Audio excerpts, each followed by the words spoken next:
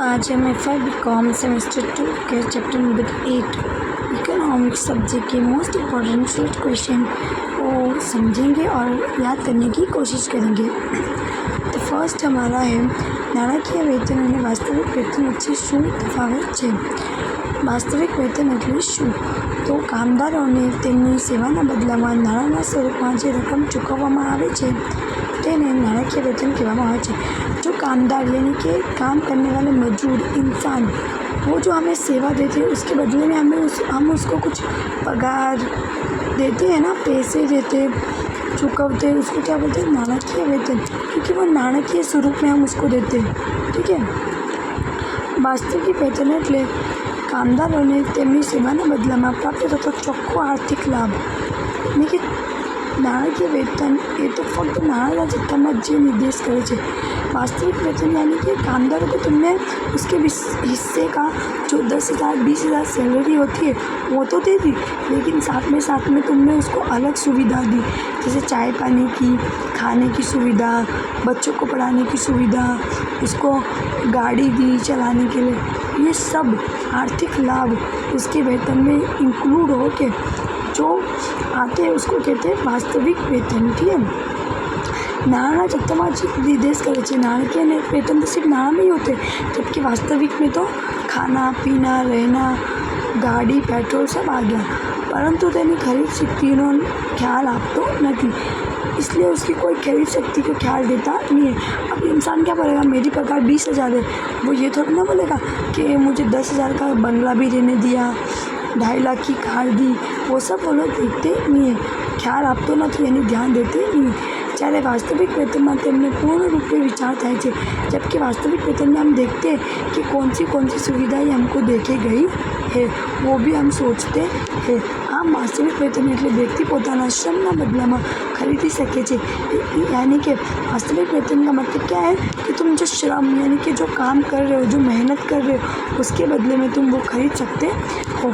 तदुपरांत वास्तविक वेतનમાં ધંધામાંથી મળતી કેટલીક બિન નાણાકીય આવક या फिर वास्तविक वेतन में बिन नाણાકીય आवक यानी कि जो नाણાકીય स्वरूप में नहीं मिली अथवा કેટલા ચોખ્ખા લાભનો पर समावेश थे, या फिर कितने चोखा लाभ जैसे कि अगर बीमार हो जाते तो कंपनी सारा खर्चा उठाती है, तो तुम्हारी पगार में तो तुम्हें नहीं मिल रहे, लेकिन ऐसे तो तुम्हें वो लाभ मिल रहा है ना, वो फ़ायदा हो रहा है, उसका भी समावेश वास्तविक वेतन में होता है।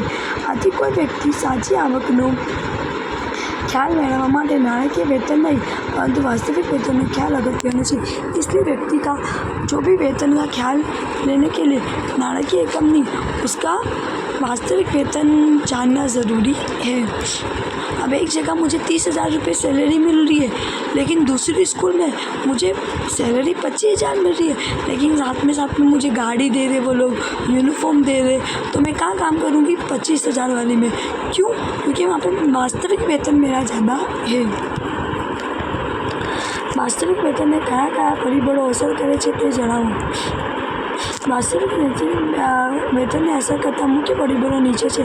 पहला નાણાકીય वेतन, નાણાકીય खरीद शक्ति, व्यवसाय साथ संकળાયેલ बिन नाણાકીय लाभ जैसे कि मेडिकल क्लेम, इंश्योरेंस पे करना, बच्चों की फीस भरना, ये सब भी कंपनी देती है ना। जेना नीचेना परिबळનો समावेश થાય છે, ये सारे परिबळ का समावेश होता है। पहला व्यवसाय में મળતી वपराश की सगवड़ों, जैसे कि वपराश की सगवड़ भी हमें कंपनी कितनी बार देती है, रहठान घर देती है, तभी भी सरवार यानी कि मेडिक्लेम देती है, शिक्षण यानी एजुकेशन की फ़ीस भरती है हमारे बच्चों की। वो रोजगारी ने नियमितता यानी कि बोलती है कि तुम्हें 3-5 साल तुम्हें हम लोग निकालेंगे नहीं, तो रोजगारी देती है, अनियमितता दूर करती है।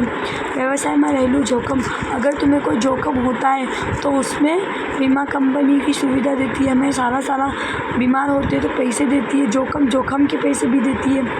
વધારાની आवक जैसे कि ओवर टाइम भी देती है। उज्ज्वल 22 दिन तक, उज्ज्वल यानी हमारा प्रमोशन करती है, पोस्ट बढ़ाती है।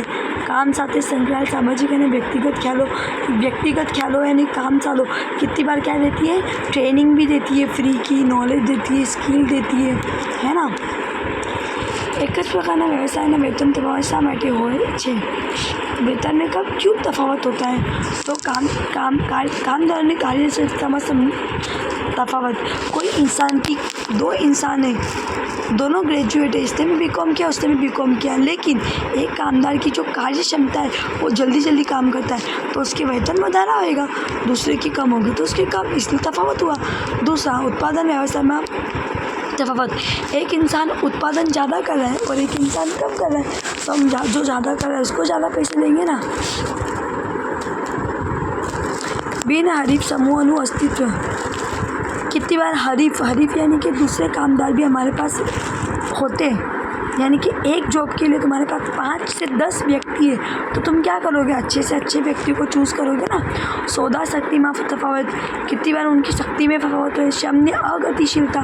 श्रम करने वाला इंसान ज़्यादा होता है, कोई कम होता है, कोई आलसू होता है, ठीक है। विविध स्तरों में जीवन निर्वाह खर्च में तफावत। जीवन निर्वाह खर्च में तफावत होता है। जैसे अगर तुम सूरत में रहते हो तो तुम्हारा खर्च कम होगा, लेकिन मुंबई में रहोगे तो खर्च ज़्यादा होगा, क्योंकि वहाँ पे महंगी चीज़ है।